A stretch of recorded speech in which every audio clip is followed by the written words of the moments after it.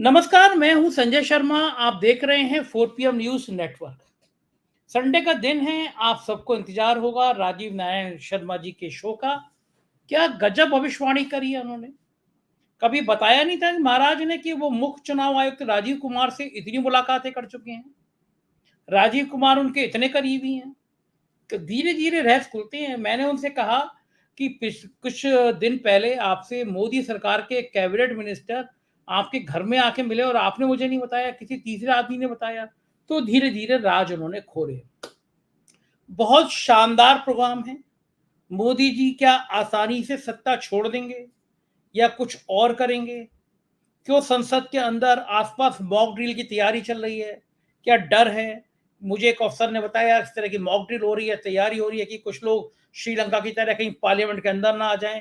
क्या 4 तारीख को कोई बड़ा रिहर्सल प्लान है? क्या सत्ता जाने के बाद कुछ और बेचैनी है? तमाम बड़े बड़े खुलासे किए हैं राजीव जी ने इस शो में।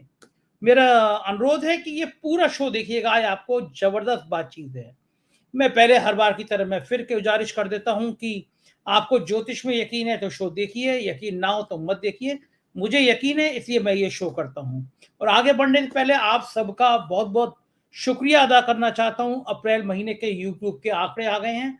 हम लगातार चौथे महीने देश में पहले स्थान पर हैं और ये आपके प्यार का नतीजा है कि लगातार 4 महीने तक देश के पॉलिटिकल कमेंटेटर के रूप में आप नंबर 1 पर बने रहें और इस ऊंचाई पे बने रहें लगातार। ये संभव नहीं था, ये आपका प्यार नहीं होता तो हम इस नेहा तक पहुंचते नहीं। निसंदेह ये प्यार हमें इन ऊंचाइयों पर ले आया है। हृदय से आपका आभार।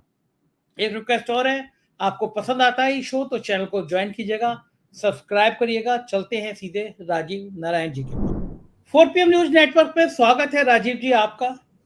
गजब भविष्यवाणी करते हैं। दिल्ली में मैं गया तो हर जगह राजीव नारायण केजरीवाल जी का इंटरव्यू ले रहा था तो अरविंद केजरीवाल आपको याद कर रहे थे, उनके परिवार के लोग याद कर रहे थे। वही राजीव जी की भविष्यवाणी हम जरूर सुनते हैं। और दिल्ली में मैं मीडिया जगत में मिला, कई ब्यूरोक्रेट में मिला, खड़गे जी के यहाँ भी गया था तो वहां पे कांग्रेस के नेता राजीव जी की बड़ी याद हो रही है भाई। राजीव जी, चुनाव सिर पर आ गया है, 4 तारीख को रिजल्ट आएंगे। दिल में कुछ धक धक हो रही है नहीं हो रही है आपके चक्कर में? कुछ भी गड़बड़ हो गया इस बार तो डंडे मुझ पे भी बहुत पड़ेंगे, मतलब आपको भी कोसेंगे लोग बहुत। कुछ धक धक हो रही है दिल में? नहीं, देखो पहले तो आपको और आपके सारे टीम मेंबर्स को मैं बहुत बहुत बधाई देना चाहता हूँ। दर्शकों को बताना चाहता हूँ कि 4 PM लगातार जो है फिर से नंबर 1 पर इस समय आ गया है आपके पिछले महीने के व्यूअरशिप में। तो ये बहुत पुनः आप लोगों को बहुत बहुत बधाई। आप लोगों का और आगे भी आप लोगों को तरक्की मिले और ऐसे ही सत्य के ऊपर आधारित आप पत्रकारिता करते रहें। इससे बड़ा बहुत ही जो है देश का बहुत बड़ा लाभ हो रहा है। देखिए, बहुत सारे लोग इसमें नाराज होने वाले, होने दीजिएगा। सत्य को कभी झुकाया नहीं जा सकता। अल्टीमेट जो है जीत सत्य की होती है। अब मैं आता हूं आपके प्रश्न के ऊपर। मुझे कोई दुखी नहीं होती है क्योंकि मैंने आपको बताया कि मैं एक स्कॉलर हूं और स्कॉलर के नाते मैं देखिए जितना मैं विवेचना करता हूं, जितने तरह तरह से इवेंट लेकर के आता हूं, उस इवेंट की कुंडली बना के करता हूं। शायद ही कोई ज्योतिषी, मेरे दर्शक, आपके दर्शक और दुनिया के सब लोग जानते होंगे, कोई भी ज्योतिषी इतना होमवर्क करके आता ही नहीं है, ना वो पढ़ता लिखता है। वो तो केवल जो है जो सामने दिख रहा है उसी को, चमत्कार को नमस्कार करते हुए अपनी बातें कह देते हैं कि 400 पार आएंगी या मोदी जी की कुंडली है। जबकि आप उन जो है ताली थाली बजाने वाले जोशियों को मैं कहना चाहता हूं 17 सितंबर 1950 नरेंद्र मोदी जी का करेक्ट बर्थ डेट नहीं है। ऐसा मुझे उनके बहुत सारे नजदीकी लोगों ने, गुजरात के लोगों ने बताया जो उनके साथ के थे। अब आप अगर उनके परिवार के लोग, देखो विचित्रता क्या है संजय जी, मैंने कोशिश की उनके परिवार के लोगों से मिलने की। उनके परिवार के लोगों ने साफ मना कर दिया कि नरेंद्र भाई का नाम लेकर के हमारे पास मत आइए, वो कोई इनके बारे में बात नहीं करना चाहते हैं। तो इसलिए आपको इन्फॉर्मेशन कहां से मिलेगी? तो ये जो सोशल मीडिया में घूमने गलत है। तो अब मैं आता हूं आपके प्रश्न पर। जो आगजनी वाली बात, देखिए विचित्र ये है कि एक सेकंड ये बताइए आप, ये जो है आपने मुझसे ये लगातार कहा था कि जो ग्रह नक्षत्र बदल रहे हैं उसमें आगजनी की कई घटनाएं देख रहे हैं आप। और आपने जो कहा उसके बाद कई मंत्रालयों में आग लग गई, इनकम टैक्स में दफ्तर में आग लग गई, उत्तराखंड में आग लग गई और कल बड़ी दुखद घटना घट गई राजकोट में और 1.5 दर्जन बच्चे जल के मर गए। ये जन्म पत्री में ये आगजनी कैसे है? बाद में भारत की जन्म पत्री बनाई मैंने मान लिया कि मैं दर्शकों को बता दूं कि राजीव जी मुझसे जने पूछ रहे थे कि भारत की जन्म पत्री कैसे बनती है, तो मैंने उनको बताया, आप सुन लीजिएगा राजीव जी, मैं सही बता रहा हूँ। मैंने बताया कि जिस समय 15 अगस्त 1947 को देश आजाद हुआ, जिस समय साइन हुए, तो राजीव जी ने माना कि वो भारत के निर्माण का दिन था, वो भारत का जन्म हुआ था, तो वो जन्म पत्री के आधार पर गणना करते हैं। लेकिन राजीव जी उसमें आग कहाँ दिख गई आपको कि इतनी बड़ी, 1.5 महीने में आग की इतनी बड़ी बड़ी घटनाएं हो गई? पहले तो मैं आपको करेक्ट करना चाहता हूं, वो राजीव जी ने नहीं निकाला था टाइम। वो जब आजादी का क्या नाम है समय, जब अंग्रेजों ने भारत सरकार, उस समय के कांग्रेस के नेताओं को कहा आजादी के लिए, तो वहां पे बाबू राजेंद्र प्रसाद जी ने जो 2 जोशियों को इनवाइट किया था, उन एस्ट्रोलॉजर्स के नाम है सूर्य नारायण व्यास उज्जैन के और पंडित हरदेव शर्मा शास्त्री, दोनों इस दुनिया में नहीं है। उनको बुलाया गया था, उन्होंने ही 00 आवर 1 मिनट पर 1947 में निकाली थी, 14 अगस्त की रात्रि 001 आवर, मतलब 24 घंटे की घड़ी में वो 15 अगस्त लग गया। तो वो कुंडली वही है, और वही हमने उसमें वर्षों तक उसमें रिसर्च की है, मतलब कई साल हमने उसमें रिसर्च की, और हमने कहा कि ये हमारी परंपरा नहीं है, ये हमारे प्राचीन काल के जोशियों की परंपरा रही है, प्राचीन काल से, राजा महाराजाओं के टाइम से, पौराणिक काल से भी, कि जब चैत्र मास का प्रतिपदा आती है और उसमें प्रतिपदा के दिन जो लगन बनता है वो आपकी संवत्सर की कुंडली बनती है। तो उससे पूरे राजा के जो राजगुरु जोशी होते थे पूरे साल का फलादेश करते थे कि भाई इस बार मौसम कैसा रहेगा, जनता का बिहेवियर कैसा रहेगा, राजा का राजकाल कैसा रहेगा, टैक्स कितना आएगा, और कोई पड़ोसी देशों से कोई मतलब क्या नाम है, किसी तरह का खतरा तो नहीं है। तो युद्ध नीति भी तैयार होती थी, आर्थिक नीति भी उसी आधार पर तैयार होती थी, और मौसम की भविष्यवाणी और कृषि नीति भी उसी के ऊपर आधारित होती थी। मतलब आपका टैक्सेशन का स्ट्रक्चर भी उसी पर डिसाइड होता था कि भाई मान लीजिए अगर सूखा पड़ गया तो फिर जनता के ऊपर कम टैक्स का बोझ डाला जाए, इस तरह की प्लानिंग होती थी। तो हमने भी उसी पर, ये एक बहुत करेक्ट मेथड है। और वाराह में एक बहुत बड़े जोशी हुए हैं जो राजा विक्रमादित्य के, ये किताब उन्हीं की लिखी हुई है। तो विक्रमादित्य जी के वो राजगुरु होते थे। तो इस साल जो हमारा संवत्सर शुरू हुआ, हमने आपकी ये कुंडली आपके दर्शकों को दिखाई है, आपके पास पहले चर्चा की थी 5 अप्रैल को हमने। तो इसका राजा जो है मंगल है, और इसका जो है मंत्री शनि आया। तो 2 क्रूर ग्रह जो है इसमें क्या नाम है, प्रशासन को संभाले हुए हैं, एक राजा और एक शनि, और दोनों में आपस में शत्रुता है। तो ये धनु लगन की कुंडली बनी, जिसमें मंगल और शनि इकट्ठे तीसरे भाव में थे, शुक्र, राहु, सूर्य, चंद्रमा चौथे घर में थे, बुध और बृहस्पति 5वें घर में थे, और केतु 10वें घर में था। तो इसका जो है, और ये नक्षत्र रेवती नक्षत्र में आया था। तो मंगल जो है बेसिकली फायर का कारक है, फायर का सिग्निफिकेटर है। और ये एक मैंने राइटअप भी आप लोगों को भेजा था, आपने लगाया भी था अपने पिछले बुका में, मैं बता देता हूँ। उस राइटअप को मैं पढ़ के बताता हूँ कि कितनी सटीक घटना है, कि आपने जो घटनाएं बताई कि जैसे इस समय उत्तरांचल के जंगलों में भयंकर आग लगी हुई थी, फिर हिमाचल के जंगलों में आग लग गई, उसके बाद आपके गृह मंत्रालय में, इनकम टैक्स की बिल्डिंग में आग, और अभी आप जो दुर्घटना राजकोट की बता रहे हैं कि 20 बच्चे मर गए, ये बहुत बड़ा दुखद है।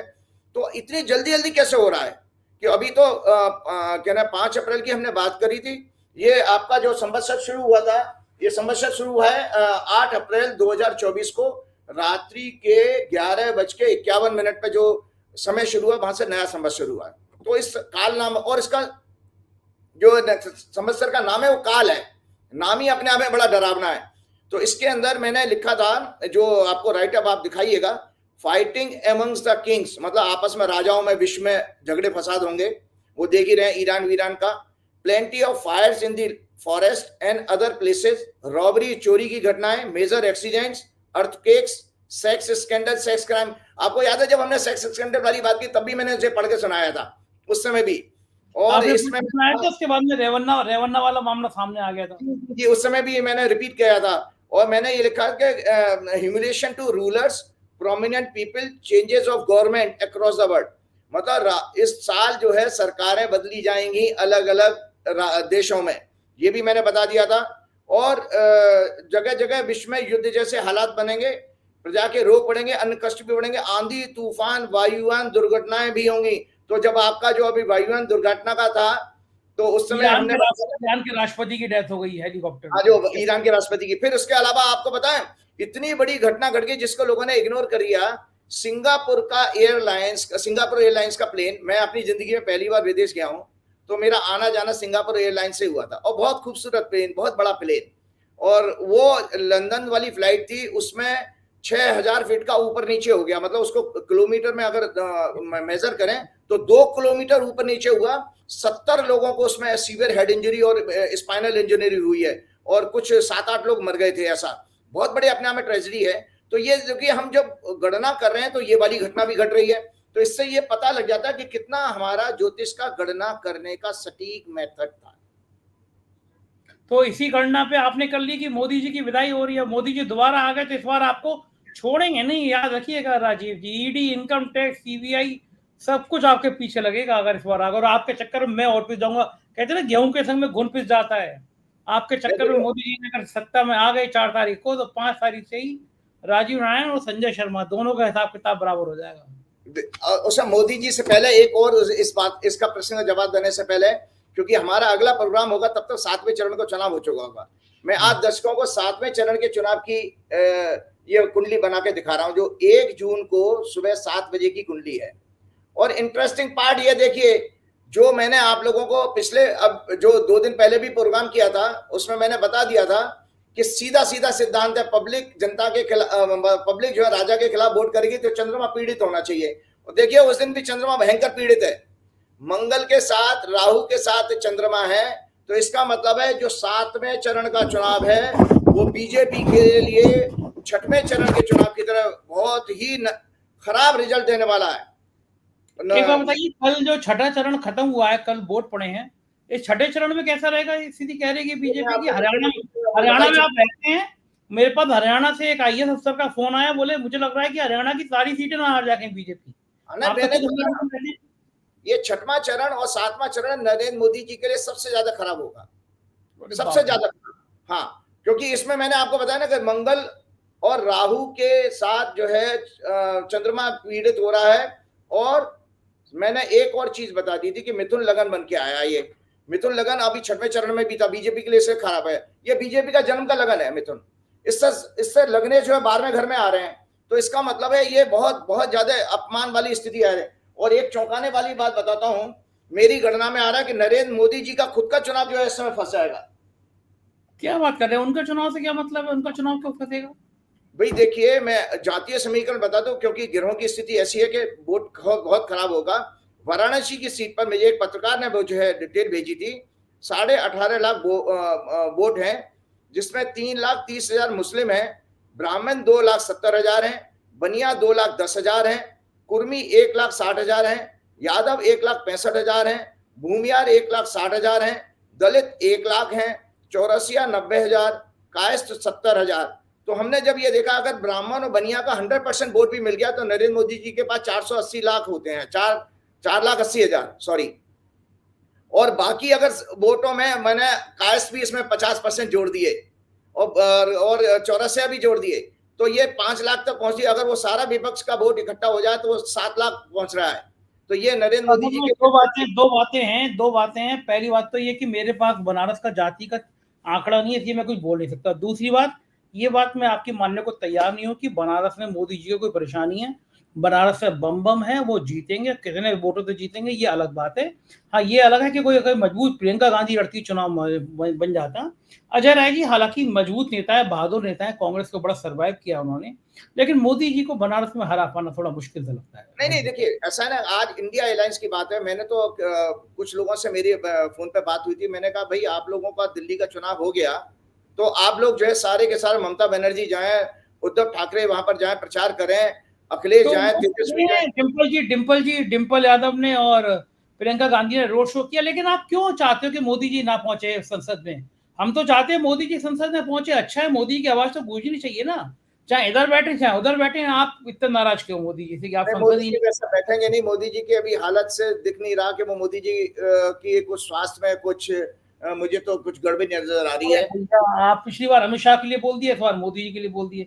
अच्छे भले एनर्जेटिक आदमी, गाल भी उनके लाल नजर आते हैं, बढ़िया चमकते हुआ चेहरा है, आके देखिए क्या लेंस लगाते हैं, क्या लगाते हैं, आंखें चमकती हैं, आंखें देखिए मैंने ये मेडिकल एस्ट्रोलॉजी की बुक आपको आप लोगों को दिखाई थी, मेडिकल एस्ट्रोलॉजी। तो सही है, मोदी जी की बीमारी के नाम पे आप किताब भी निकाल रहे हैं मेडिकल एस्ट्रोलॉजी की। हाँ, जो इसलिए मैं बता रहा हूँ कि एक मोदी जी को जो है, मैंने तो एक तो पहले आपके पिछले प्रोग्राम में बताया था, देखिए आज उनकी भाषा में क्या गिरावट आ गई है, और लगातार आप देखिए उनके चेहरे पे कितना तनाव है उनके भाषणों में। यहाँ ये बात तो हुई कि आपकी बातें सुन सुन के प्रधानमंत्री जी को मुजरा याद आ गया। अच्छा बताइए, प्रधानमंत्री को क्या पता होगा मुजरा कैसा होता है, मुजरा उसको कैसे पता होगा प्रधानमंत्री? पता नहीं, भगवान जाने, उन्हें बचपन में कभी शौक रहा होगा उनको, तो इसलिए वो ऐसी बात, क्योंकि उनके संगत तो ऐसी थी, मुझे तो गुजरात के बहुत सारे लोगों ने बताया उनके बारे में। संगत ऐसी थी, वो तपस्या करते थे, संघ में काम किया करते थे। बकवास, सब झूठ है, वो सब स्टोरी बनाई गई। बचपन में चाय, गरीब थे, चाय बेचा करते थे। नहीं, चाय तो उन्होंने अहमदाबाद में बेची है, वहां बचपन में वडनगर में, तो उस समय जब तक थे वो वडनगर में स्टेशन ही नहीं था, चाय कहां से बेच लेते। तो मैं एक साइकोलॉजिकल बता दो, जो मोदी जी को सच्ची मायने में मैं बता रहा हूँ, उनकी उम्र जो है 75 से ऊपर की है। एक 75 से एक याद आया मुझे, अरविंद केजरीवाल ने 75 का कुछ फॉर्मूला बता दिया था। आज दर्शकों को बहुत अच्छी जानकारी दे रहा हूँ कि मोदी ये जब बाकी बीजेपी वाले उसको डिफेंड करने लगे, मैं आपको एक सत्य घटना बता रहा हूँ। कलराज मिश्रा जी मुझे सुनेंगे तो अपने आराम से, मुझे तो कहनी है बात। Kalraj Mishra ji medium scale minister हुआ करते थे। हाँ। जैसे वो 75 के हुए तो मोदी जी ने उनको 2019 में नमस्ते भैया टाटा इस्तीफा दिलवा दिया।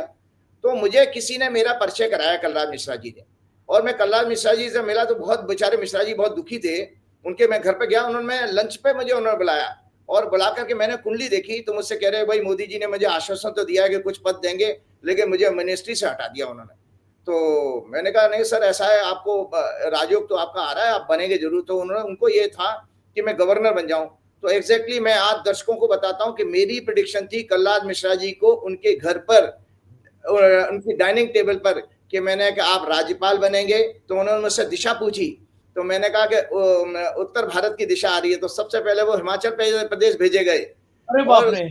हाँ, उसके बाद जो है फिर वो जो है राजस्थान में बैठे, और कलराज मिश्रा जी मेरे संपर्क में रहे हैं। इतनी बड़ी बात आपको बता देता हूं कि कलराज मिश्रा, जब अशोक गहलोत की सरकार का क्राइसिस आया था, सचिन पायलट ने जो रायता फैलाया था, उस दौरान जब अशोक पायलट को फ्लोर टेस्ट के लिए, मुझे उम्मीद नहीं थी, मुझे ये बात कहने के, जो मुझे कोई बुलाए ना बुलाए, मुझे संपर्क रखे ना रखे, कोई फर्क नहीं पड़ता है। तो कलराज मिश्रा जी ने मुझे फोन करके कहा कि राजीव जी मैंने ठीक किया। उन्होंने अशोक गहलोत को फ्लोर टेस्ट के लिए इनवाइट किया था गवर्नर ने, तो उसकी सूचना मुझे दे रहे हैं। या तो वो गुरु के रूप में मानते थे, वो इसलिए दे रहे थे। खैर वो बात आई गई हो गई। तो मैं आपको बात बता रहा हूं कि 75 साल का वास्तव में मोदी जी का फार्मूला था। एक सेकंड, आप भी बड़े छुपे रुस्तम हैं। 15 दिन पहले बीजेपी का एक कैबिनेट मिनिस्टर आपसे आपके घर पे आके मिला, और आपने मुझसे छुपाई बात। मुझे जब तीसरे आदमी ने बताई तो मैंने आपसे पूछी, ये जो लाइन लग रही है आपके, बीजेपी के कैबिनेट मिनिस्टर को डर नहीं लगता कि मोदी जी को पता चल गया कैबिनेट मिनिस्टर आपके यहाँ के हाजिर लगा रहे हैं? क्या जलवे हैं आपके? कांग्रेस के नेता आ रहे हैं, बीजेपी के नेता आ रहे हैं, पंडित लोगों में, ज्योतिषी लोगों की बड़ी ब्रांडिंग चलती है भाई। हम तो सोच रहे हैं कि हम भी कुछ छोड़ छाड़ के, इतनी मेहनत करनी पड़ती है। दिल्ली से आए हैं, जहाज से उतरते हैं, सबसे पहले चलो राजीव जी का शो की तैयारी करनी है। दिन भर बोलते रहते हैं। दिल्ली में कल पूरे दिन धूप में, पूरे पसीने तर पतर होकर माइक लिए घूम रहे हैं। आपकी शरण में आ जाएं और सीख ले पंडिताई करना। वो बोले तो हमारे भी अधिक केंद्रीय मंत्री आएंगे और हमारे भी जलवे हुआ करेंगे। नहीं, आपका देखिए डेमोक्रेसी में आपका बहुत बड़ा योगदान है। आप जो कर रहे हैं वो बहुत मेहनत करें। काश ऐसे ही गोदी मीडिया के पत्रकार कर पाते। पूर्व काल में भी देखिए, जो सूचना का लाना और ले जाने का काम ही पत्रकारों का था। एक बड़ा नोबल नारद जी करते थे। नारद जी, क्योंकि आपके जो है आइडोल अगर कोई हो सकते तो नारद जी। तो ये बड़ा धर्म का काम है, और हम नारद जी हमेशा भक्ति में भी रहते थे। भाई जनता के मन को, अंतर मन को जानने के पास अगर कोई पहुंच सकता था तो केवल पत्रकार पहुंच सकता था। तो वो आप लोगों की जो मेहनत है वही, उसकी वजह से देखिए लोगों का विश्वास जुड़ा पड़ा है। अदरवाइज तो एक मैं बहुत अच्छी चीज बताने वाला हूं कि मेरे पास ये किताब आई, फेक न्यूज की किसी ने किताब दी है, फेक न्यूज की। इतनी बढ़िया किताब है कि उस फेक न्यूज में उन्होंने ये लिख के भेजा, ये है कि फेक न्यूज क्या है, ये गुरिल्ला कम्युनिकेशन माना गया है। वेस्टर्न वर्ल्ड इसको बहुत ज्यादा यूज करता था। और ये फेक न्यूज इसलिए टॉपिक में लेकर के आया हूं आज। मैंने स्पेशली आज के प्रोग्राम के लिए सोचा था कि जिस तरह की वो अभी 3-4 दिन से वो आ रही है, इलेक्शन मैनिपुलेट हो जाएगा, इतनी सीटें आ जाएंगी, कोई चाइना का सर्वे भेज रहा है, कोई वो फलौदी बाजार का सर्वे भेज रहा है। इससे पूरा जो है लोगों की, देश की जनता का दिमाग खराब होकर रखा है। लोग इतने कंफ्यूज है, दुखी होकर के मुझे फोन करते हैं, मैसेज करते हैं, परेशान करते हैं। मैंने कहा चिंता मत करिए। तो उनको मेरे ऊपर थोड़ा सा भरोसा है, तो ये भरोसा है कि भाई जो राजीव जी की गणना है वो 4 तारीख को वो ठीक होगी। तो मैं उनको गाइड करता रहता हूँ, क्योंकि मैं लोगों को बताना चाहता हूँ मेरी गणना में जो कुछ भी है वो प्योर है और उसमें कोई बदलाव नहीं होगा। चाहे जितने मर्जी सूचना की रिपोर्ट आती रहे, जितना मर्जी न्यूज देखते रहे, जितना मर्जी व्हाट्सएप के चैट चलते रहे, जितने मर्जी वीडियोज आती रहे, भाई मेरी कैलकुलेशन तो ब्रह्मांड की कैलकुलेशन है, वो तारों की कैलकुलेशन है, कोई भी उसको पकड़ सकता है। ग्रहों को तो मैं बदल नहीं सकता, आप भी नहीं बदल सकते। आपकी सूचना यही है कि 4 तारीख को मोदी जी की विदाई हो रही है। मैं उसमें आ रहा हूं। एक और आप लोगों के, आपके दर्शकों को आज एक अच्छा समाचार देना चाहता हूं। आज 4 PM के साथ मेरा 1 वर्ष पूरा हो गया। हाँ, याद हो गया, मुझे भूल ही गया था। आप देखिए, मैं 1 जून 2023 को पहला प्रोग्राम किया था और ये आज का प्रोग्राम जो है वो इस साल का जून से पहले का आखिरी प्रोग्राम होगा, मई का प्रोग्राम। तो देखिए कैसे कैसे देखो हमारी यात्रा और कैसे समय कट गया। और दर्शकों को जानने, दर्शक आप लोग, राजीव जी, किसी को यकीन नहीं होगा कि मेरी आपकी मुलाकात ही नहीं है आज तक। हम लोग केवल इस तरह देखते हैं, हमने एक दूसरे से आमने सामने आज तक हमने राजीव जी को मुलाकात ही नहीं किया आज तक। बिल्कुल बिल्कुल, वही तो मैं कह रहा हूँ कि भाई ये क्यों हुआ, कैसे हुआ, ये बस भगवान की कोई मर्जी नहीं होगी। आप मुझे लिफ्ट नहीं देते हैं, आप केंद्रीय मंत्रियों को, बड़े बड़े लोगों को बुलाते हैं, मुझे नहीं बुलाते हैं। आज मैं दर्शकों को संजय जी की पोल खोलने जा रहा हूँ कि जब मेरा एक पत्रकार के जरिए मेरा संपर्क संजय जी से हुआ, तो मैं उस समय मेट्रो में ट्रेवल कर रहा था। मैंने संजय जी को फोन किया तो संजय जी ने बहुत धीरे से कहा कि ठीक है, अच्छा, वो सज्जन मुझे आपके बारे में बता रहे थे, करेंगे एक प्रोग्राम करेंगे। तो एक हल्के से तो मुझे संजय जी ने लिफ्ट नहीं मारी थी दर्शकों। फिर उसके बाद उस दिन मैं एक ब्यूरोक्रेट के पास गया था, उन्होंने मुझे लंच पे इनवाइट किया था दिल्ली में, उनके दफ्तर में बैठा था। तो मेरे जन्म स्थान के एक पूर्व मंत्री भाजपा के हैं अशोक यादव जी, उनके घर में संजय जी का जाना हुआ। तो वहां से जब फोन आया है और उन्होंने संजय शर्मा से बात करी, तो संजय शर्मा को लगा कि शायद राजीव शर्मा जी का कुछ थोड़ा सा वजूद है, इसलिए वो एक प्रोग्राम किया गया। और संजय जी देखो, आपने मेरी मतलब मेरा पीछा तब भी नहीं छोड़ा था कि प्रोग्राम के अंत में आपने मुझसे पूछा कि भाई ये प्रोग्राम हमने किया है, इसका भविष्य क्या होगा। तो हमने बता देगा। तो संजय जी आप याद कीजिए कि 1 जून 2023 को हम कहाँ थे और आज कहाँ पर आ गए हैं। तो ये सब राजीव जी, मतलब 1 साल पहले, मुझे याद है 1 साल पहले मेरे 6-7 लाख सब्सक्राइबर थे और आज जब मैं आपसे प्रोग्राम कर रहा हूँ तो 48 लाख सब्सक्राइबर हो गए। यानी 1 साल में हम लोगों ने, भगवान की ऐसी कृपा हुई, ऊपर वाले का ऐसा रहम हुआ कि 1 साल में 42 लाख सब्सक्राइबर। और राजीव जी बताऊं, कल मैं दिल्ली गया, मेरा मन खुश हो गया। दिल्ली बहुत तेज गर्मी थी तो मुझे चाय की ज्यादा लत लगी रहती है, तो मैं कर रहा था कन्हैया की उसमें कॉन्स्टिट्यूंसी में था। फिर मेरा योगेश, मेरा एडिटर है, कैमरामैन, वो मेरे साथ में थे। तो मैं चलो चाय पीते हैं। मैं जैसे ही चाय के दुकान पे गया तो चाय वाला मुझे देख के कह रहा है, अरे आप तो संजय शर्मा हो ना। मुझे राजीव जी इतनी खुशी हुई ना, कोई मुझे दुनिया का अमीर से अमीर आदमी कहे कि मैं देखता हूँ, मुझे मजा नहीं आया। मुझे लगा चाय वाले ने कहा। फिर ऐसे ही मैं मेडिकल स्टोर पे गया, मेट्रोपॉलिटन होटल में रुका था उसके पड़ोस में, वहां पे 4 लोग मुझे जान रहे थे। तो मतलब इस हद तक लोग पहचानने लगे हैं 4 PM को। मुझे लगता है ऊपर वाले का चमत्कार है। 1 साल में कोई चैनल इतनी देर तरक्की नहीं कर सकता। बहुत बड़ी बात है, बहुत बड़ी बात है।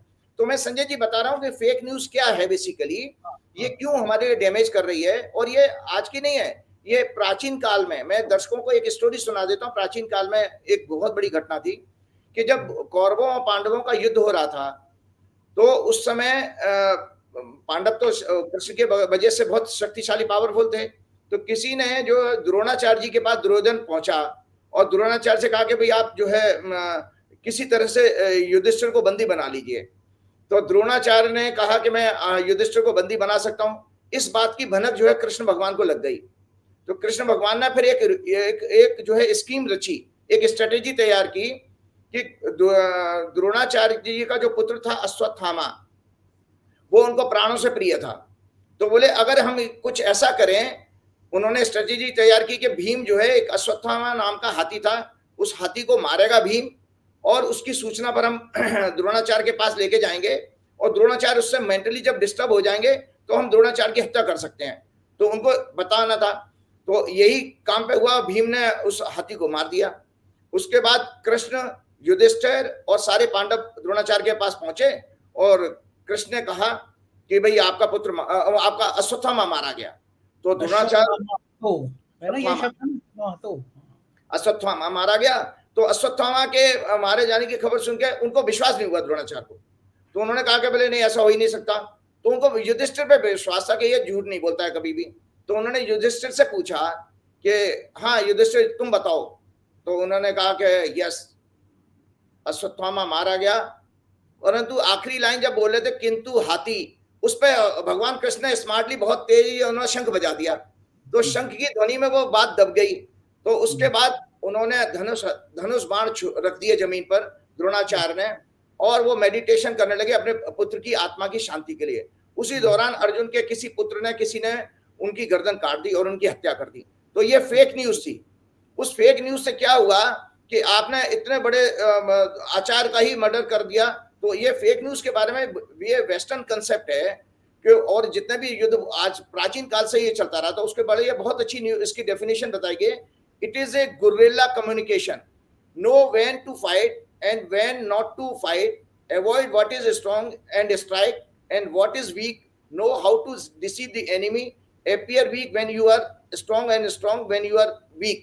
तो ये सब चीजें पहले पूर्व काल में आपके राजगुरु बताया करते थे। तो उसमें 5 प्रकार के, उसमें 4 प्रकार की फेक न्यूज बताई गई हैं। एक तो कहते हैं ना कि किसी का कार्टून बना के सटायर या पैरोडी के रूप में मीमेज वगैरह बना दिया आपने। एक मिस इन्फॉर्मेशन होती है, selective news coverage of a real event aimed at influencing the perception of the reader audience in a specific direction.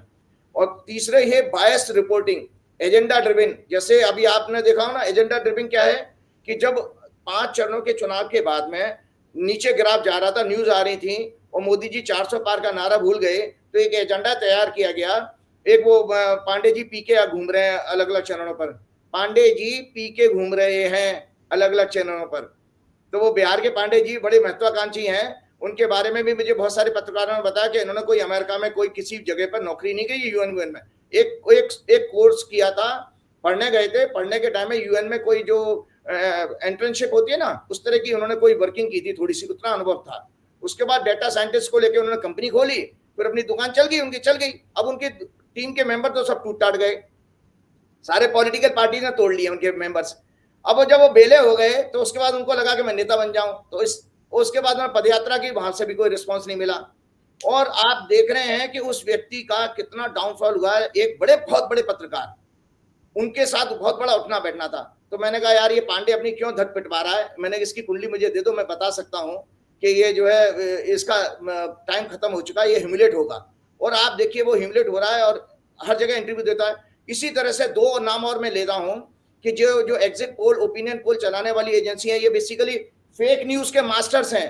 BJP के, मुझे सब बीजेपी के लोग, संघ के लोग मुझे आके बता रहे हैं कि ये हमारे दफ्तर में आते हैं, पैसे ले जाते हैं और उसके बाद कंप्यूटर पे बैठ के रिपोर्ट बना देते हैं। वो एक देशमुख है कोई, जो नानाजी देशमुख के ग्रैंडसन है, और एक कोई गुप्ता जी हैं, वो मध्य प्रदेश के, वो भी जो है आज तक के साथ जुड़े हुए, तो वो भी आरएसएस बैकग्राउंड के हैं। तो ये सब फेक न्यूज के मास्टर है। अगर 1 जून को वो एग्जिट पोल आएंगे तो वो फेक न्यूज का परोसा हुआ चीज होगा।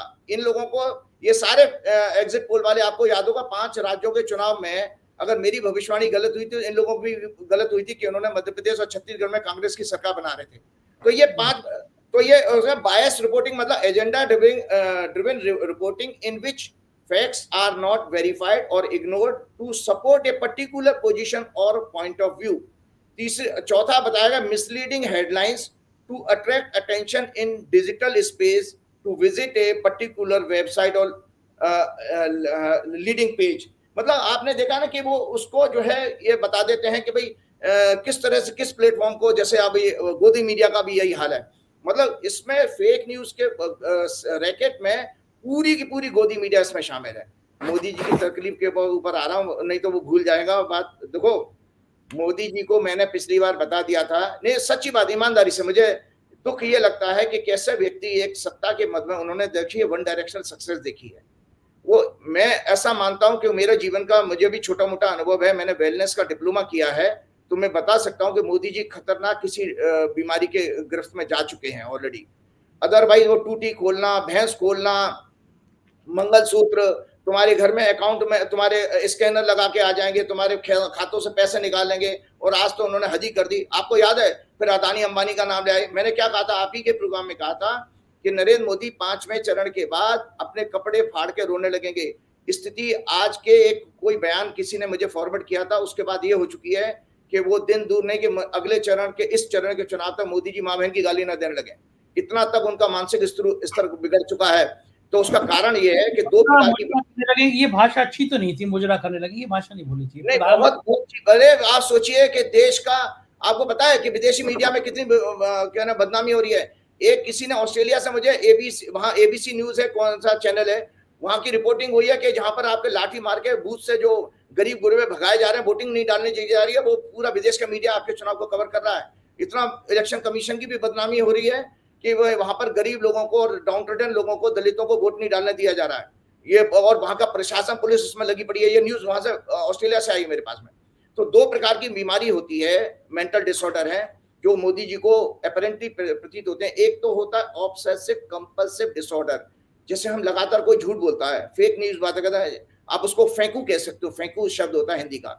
ये psychological disorder, excessive thoughts, obsessions that lead to repetitive behaviour, compulsion. Obsessive compulsive disorder is characterized by unreasonable thoughts and fears that lead to compulsive behavior. इससे हमारा जो है बेसिकली इस तरह का व्यवहार बन जाता है। एक बीमारी होती है मेगलोमेनिया, जिसमें जो अहंकारी होते हैं ना आदमी, जो तानाशाह होते हैं, उनके हर तानाशाह के अंदर होगी। और इतना ही नहीं, मैं आपको प्राचीन काल में ले जाता हूँ। ये मेगलोमेनिया बीमारी रावण के अंदर भी थी, कंस के अंदर थी, दुर्योधन के अंदर थी, जितने भी बड़े बड़े राक्षस हुए उनके अंदर मेगलोमेनिया बीमारी थी कि वो लार्जर देन लाइफ अपने आप को समझने लगते हैं। तो पहले दर्शकों की सुविधा के लिए बताते तो मेगलोमेनिया बीमारी क्या है। साधारण भाषा में इसको ईगोइस्ट कहा जाता है। It is a mental disorder और condition in which a person has an exaggerated belief in their own power और इंपॉर्टेंस, अर्थात अहंकार के मद में डूबकर अपने आप को सर्वश्रेष्ठ समझना। वो भगवान कहने लगे भाई साहब अपने आप को, वो कहने में बायोलॉजिकली नहीं हूं, मुझे भगवान ने ऐसे भेजा है। जो पहले होता नहीं, हम अपने पुराणों में कहानी पढ़ते थे कि वो ऋषि की गोद में आके, ऋषि की पत्नी की आगे गोद में आके गिर पड़े, वो आकर के डायरेक्ट बदना वो हो गया, उनका पैदा हो गए। तो it develops the unnatural and strong desire for more and more power, अर्थात अस्वाभाविक अधिक से अधिक शक्ति प्राप्त करने की तीव्र इच्छा, इसको अति महत्वाकांक्षा कहते हैं, मोदी जी के अंदर है। It is a delusional mental illness that is marked by feelings of person, self-obsessed, omnipotence and grandeur, अपने आप को ज्यादा से ज्यादा ग्लोरीफाई करना। ये इन लोगों के अंदर सिम्टम होते हैं जो नरेंद्र मोदी जी के हैं। तो जब ये सिम्टम है, संजय जी मैं आपको बता खतरा कहाँ है, ये ब्रेन में इनके ब्लीडिंग हो सकती है। मैं आपको बता दे रहा हूं, और इसलिए बता रहा हूं कि भाजपा की कुंडली में मैंने पहले ही बताया है, भाजपा की वर्षफल में, कि बड़े नेताओं को सीरियस ट्रबल होने वाली है। आज मेरे को किसी ने ये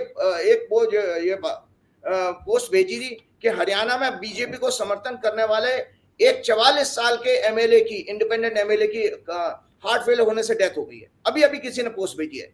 तो ये लगातार ट्रेजेडी जो बीजेपी और बीजेपी से जुड़े हुए लोगों को हो रही है, वो क्यों हो रही है कि ये बीजेपी का वर्षफल बहुत खराब है।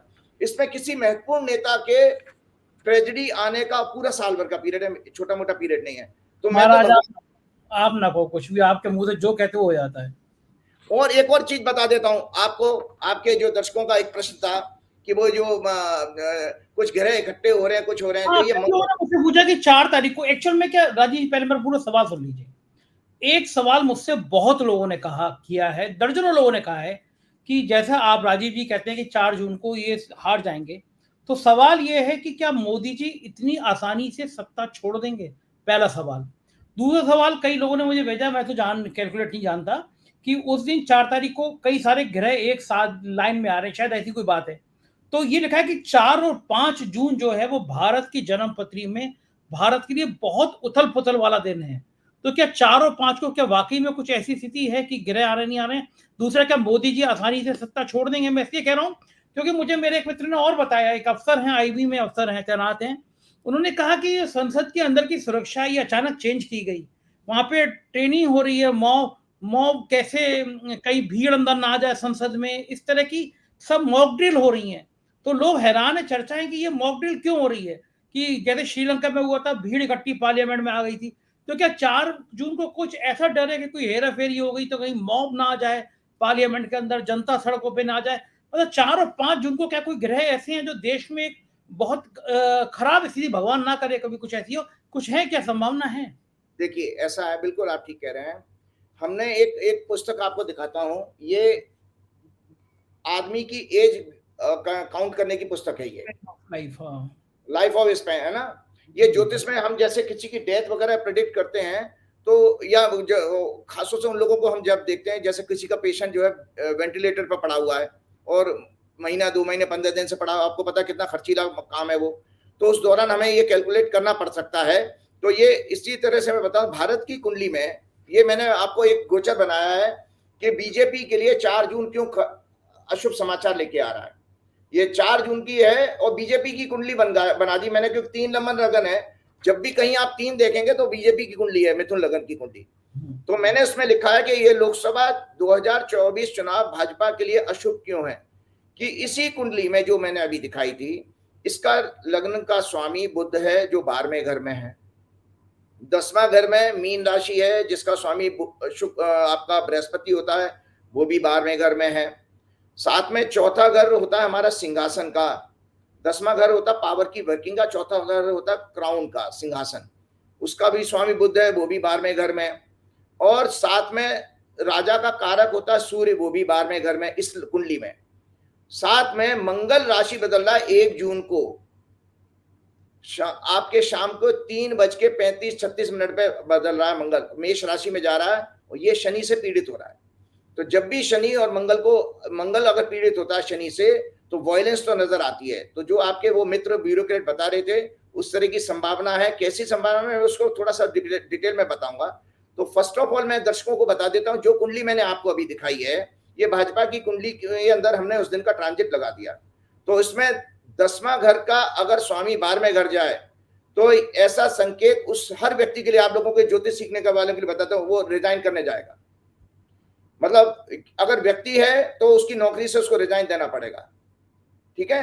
तो यहां पर हम 10वें घर से राजा देखेंगे देश की कुंडली में, तो इसका मतलब राजा का इस्तीफा होने जा रहा है। उधर हमने चौथे घर का स्वामी भी 12वें घर में बता दिया, तो सिंहासन छिन रहा है आपका, ये भी कंफर्म हो गया। सूर्य कारक है, तो सूर्य ने भी बता दिया कि रूलर गया। तो ये 3-4 जून का संकेत दे रहा है कि भाजपा तो सत्ता से बाहर हो रही है।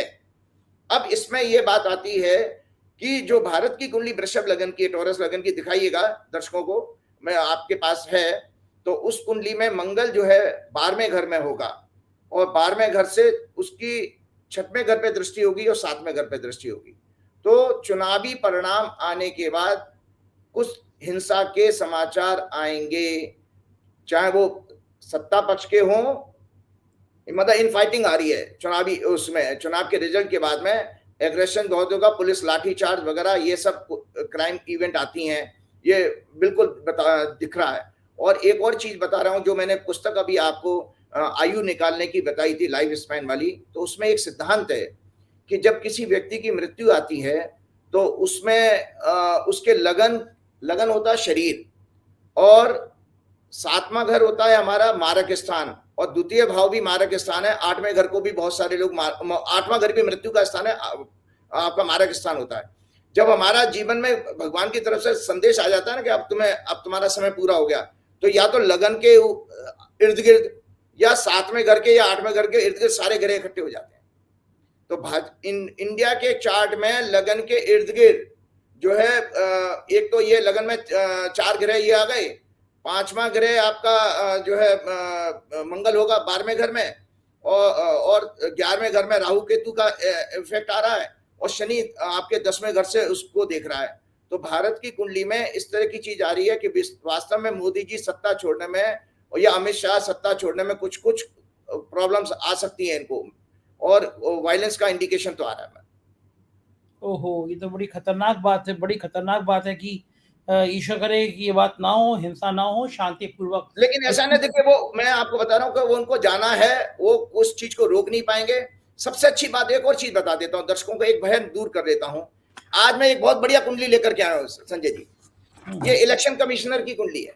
इलेक्शन कमीशन जो भारत सरकार ने इनकी इलेक्शन इनकी कमीशन बनाया था। इनकी कुंडली देखना बहुत जरूरी थी, पूरी नहीं, नहीं, देश नहीं, ये ये चीफ इलेक्शन कमीशन की कुंडली नहीं है, चुनाव आयोग की है ना, चुनाव आयोग की है ना, चुनाव आयोग की कुंडली 25 जनवरी 1950।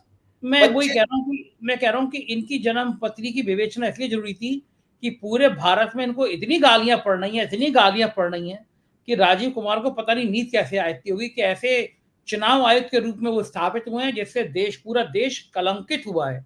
कभी कभी कोई कुर्सी ऐसी होती है ना, जैसे बैठे व्यक्ति से कुर्सी भी खराब हो जाती है, कुछ लोग मान मराते कुर्सी का और कुछ लोग अपमान करते हैं कुर्सी का। तो राजीव कुमार के नेतृत्व में चुनाव आयोग ने वो अपमान किया है देश का, आंखें बंद करके बैठ गए, उन्हें कुछ दिखाई नहीं दी, हिंसा की बातें हो रही हैं, मुसलमानों को लेकर गाली दी जा रही है, कुछ नहीं दिखाई दे रहा।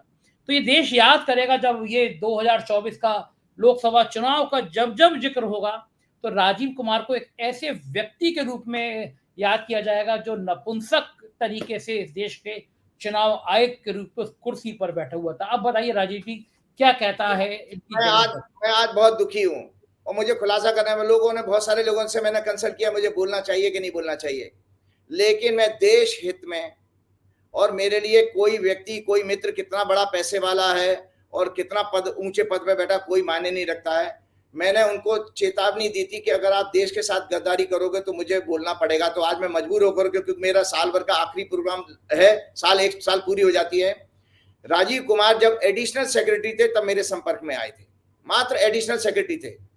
और जिस समय उनको आज दर्शक मेरे सुन ले, मैं बहुत बड़ा खुलासा करने जा रहा, मैं नहीं चाहता था मन से, लेकिन जब आपने इतनी बात बताई कि वास्तव में उनका कंडक्ट ने मुझे दुखी किया, मैंने जनवरी से उनको बराबर उनको व्हाट्सएप पे मैसेज करता रहा कि राजीव जी आपके लिए मृत्यु तुल्य कष्ट है, आप कृपया करके किसी की चमचागिरी मत करिएगा, आपको संविधान और देश के जनता के प्रति जवाबदेही होनी चाहिए। तो वैसे व्यक्ति अच्छा है, लेकिन भगवान जाने वो क्यों कंप्रोमाइज हो गए मुझे नहीं पता। तो मैं आपको बता रहा हूं, राजीव कुमार मात्र एडिशनल सेक्रेटरी होते थे, उनका कोई व्यक्तिगत समस्या थी। उसके बाद में जब उन्होंने हमें पहले दिन में ही हमने लंच किया इकट्ठे डाइनिंग टेबल पर, तो उन्होंने मुझसे हंस के कहा कि भाई हमारी भी कुंडली देख लीजिए। तो मैंने जब उनकी कुंडली देखी तो मैंने कहा कि आपके परचम लहराने का टाइम आ गया है। तो परचम लहराना हमारा उत्तर भारतीय एक शब्द है जिसमें कहते हैं वर्टिकल राइज। और आप देखिए उसके बाद बात आई गई हो गई, ये इतने ज्यादा मेरी नॉलेज से प्रभावित हुए थे, इतने ज्यादा प्रभावित हुए थे कि वो लाला जी मुझे ले गए थे उनके यहाँ मिलवाने के लिए, जो पावर ब्रोकर होते हैं ना वो वाले, तो वो मिलवाने ले गए थे। उन्होंने मुझे कहा था कि पीएमओ में अधिकारी है बहुत, और लाला जी मुझे अपनी ऑडी में बैठा के लेके गए थे। मेरी तो सेंट्रो गाड़ी थी, मैं तो उनके कोठी पे खड़ी कर दी वहां दिल्ली में, और लाला जी के साथ ऑडी में बैठ के उनके घर तक गया। मोती बाग में रहते तो अभी भी मोती बाग में ही रहते हैं ये। वहां जब मैं घर में गया तो राजीव कुमार को ज्योतिष आती है अच्छी खासी। तो भाई साहब 2.5-3 घंटे इन्होंने मेरी ग्रिलिंग की है, ग्रिलिंग की, इतना इंप्रेस हुए। तो लाला जी चिपक के बैठे थे। लाला जी चाहते थे मेरा संपर्क इनके पास ना चला जाए, तो लाला जी ने मौका ही नहीं दिया मुझे उनके साथ बैठने का। वो बाई चांस है, मैं लिफ्ट में जब हम वापस उतर रहे थे उनके यहाँ से, 3-3.5 घंटे बैठा हूं मैं उनके घर में उस दिन, पहले दिन ही। जब नीचे उतरे तो एक मिस कॉल आया, तो राजीव कुमार मेरे पास सटके आते हैं धीरे से कि ये मेरा नंबर है, सेव कर लीजिए। राजीव कुमार ने पर्सनली मुझे अपना नंबर दिया था। आज राजीव कुमार बहुत बड़ी पोजीशन पे हैं। तो परचम लहराने की घटना को सिद्ध करते हुए बता रहा हूं कि 1 हफ्ते बाद, मैं इवनिंग का टाइम था, मेरे पास एक फोन आता है, तो उसमें मैंने नाम डाल रखा था राजीव कुमार IAS। तो वो मुझे उल्टा बधाई दे रहे थे कि राजीव जी बधाई हो। तो मैंने किस चीज की बधाई, कि बोले मैं बैंकिंग सेक्रेटरी बन गया हूं। तो 1 हफ्ते के बाद, मेरी भविष्यवाणी के 1 हफ्ते के बाद ये बैंकिंग सेक्रेटरी बने, और उसी पोजीशन पर रहते हुए फाइनेंस सेक्रेटरी रिटायर हुए। फिर उसके बाद ये PSEB के चेयरमैन हुए। तो मैं इनको मिलने के लिए गया, तो वहां पर भी हम उस दिन 2.5-3 घंटे इनके पास बैठे थे CGO कॉम्प्लेक्स में। तो मैंने राजीव जी, और मैं बताऊं फाइनेंस मिनिस्ट्री में मैं जाता रहता था, तो मैंने इनसे कहा था कि राजीव जी आपकी जिंदगी में रिटायरमेंट नहीं आ रहा, आपको रिटायरमेंट के बाद बैक टू बैक असाइनमेंट मिलेगी। और आप देखिए इनको रिटायरमेंट के बाद बराबर पद मिलते चले जा रहे हैं। और इसके बाद जब मैं PSEB वाले दफ्तर में बैठा था, तो मैंने उनसे हंस के कहा, मात्र उनको ज्वाइन किए 1-1.5 महीने हुआ था, उस दिन चेतन चौहान उनके पास मिलने के लिए गए थे। चेतन चौहान उनके जन्म स्थान के आसपास के हैं, जो अब नहीं है, क्रिकेटर थे ना, भाजपा के सांसद। मैंने राजीव जी से वहां पे उनकी कुंडली फिर देखी। मैंने राजीव जी इस पोजीशन पे टिकोगे नहीं आप, और एक हफ्ते बाद देखा क्या वो इलेक्शन कमिश्नर बन गए और आज चीफ इलेक्शन कमिश्नर है। खैर आदमी अच्छा है, लेकिन वो किसी क्या मजबूरी है भगवान जाना है, लेकिन उन्होंने वास्तव में बहुत गलत काम किया। मैंने उनसे एक ही बात कहा था, मैं आज दर्शकों को बताता हूं कि राजीव जी केवल हनुमान जी के प्रति आपकी जवाबदेही होनी चाहिए, मनुष्य के प्रति नहीं। याद रखिएगा, आप मनुष्य के प्रति कोई भी व्यक्ति हो, जीवन का एक सिद्धांत बना लिए, मनुष्य बड़ा हो ही नहीं सकता, उसको दुनिया से जाना, परमात्मा के प्रति जवाबदेही होनी चाहिए। चले जाने दीजिए उनका व्यक्तिगत है, लेकिन मैं चुनाव आयोग की एक बात बता देता हूं और दर्शकों को ये बहुत ढाढ़स और बहुत सांत्वना देगी मेरी बात।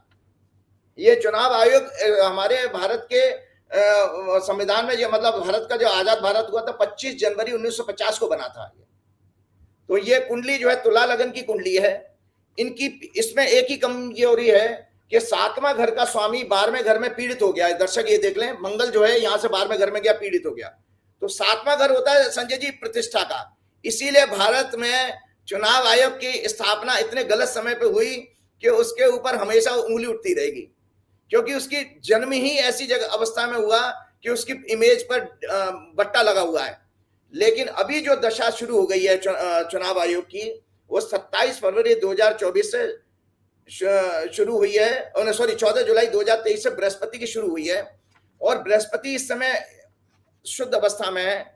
ये चुनाव आयोग अपनी छवि को सुधारने के लिए कुछ ना कुछ काम करेगा। तो मैं दर्शकों को आश्वस्त करता हूं कि मैनिपुलेशन नहीं होने देगा। उनकी खामियां हैं इस चुनाव आयोग की कुंडली में, चुनाव आयोग की कुंडली में, चुनाव आयुक्त की नहीं कह रहा हूं मैंने, चुनाव आयुक्त की कुंडली वर्बली वैसी बताई है, मैंने कुंडली डिस्कस नहीं करी है। लेकिन चुनाव आयोग की कुंडली में यह है कि जो 6वां और 12वें घर की एक्सिस में जो पाप ग्रह हैं, इसका मतलब है चुनाव आयोग में जो सबऑर्डिनेट स्टाफ है वो अच्छी क्वालिटी का नहीं आएगा कभी भी।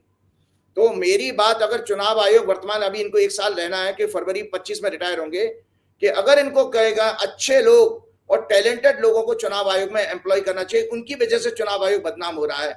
थके हुए से आज भी मैं वोट डाल के आया हूं, दर्शकों देखो मैं वोट डाल के आया हूं आज, तो मुझे लगा कि किस तरह की मशीनरी लगाते हैं वो बहुत ही थकेली होती है, बहुत ही थकेली।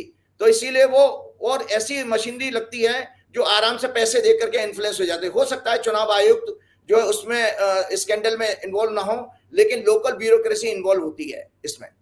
बिल्कुल इस मैनिपुलेशन में जो हेरफेर हो रही है वो लोकल ब्यूरोक्रेसी के कारण हो रहा है। तो मैं आपके दर्शकों को बताना चाहता हूं कि एक और जानकारी दे देता हूं कि सुप्रीम कोर्ट ने जो जजमेंट दिया था, दर्शक उसको गंभीरता से लें, वो खराब जजमेंट नहीं था। मजबूरी ये थी कि जो न्याय हमें, हमारे 6 दर्शन है वेदों के अनुसार, 6 दर्शन है, उसमें एक न्याय दर्शन है। न्याय दर्शन की मूल आत्मा क्या होती है, उसको एविडेंस चाहिए और तर्क चाहिए। अगर आप एविडेंस नहीं देंगे, तर्क भी कमजोर होंगे, तो वो जजमेंट नहीं दे पाएगा। तो इसी आधार पे मैं कहता हूं कि जब उनके पास डेटा ही नहीं था कि ईवीएम मैनिपुलेट हो रही है और आप र्यूमर पे वीडियो दिखा करके तो आप जजमेंट नहीं ले सकते सुप्रीम कोर्ट से। तो सुप्रीम कोर्ट ने, दर्शक आप मेरी बात ध्यान से सुनो, कितना बढ़िया जजमेंट दिया है। एक तो उन्होंने सिंबल लोडिंग यूनिट को सील करने का पहली बार आदेश दिया, तो वहां से ही आपकी हेराफेरी की संभावना थी। तीसरे चरण से ही शुरुआत हुई है, लेकिन हुई तो ये आपको दिया उन्होंने अधिकार सुप्रीम कोर्ट ने इस बार के जजमेंट में।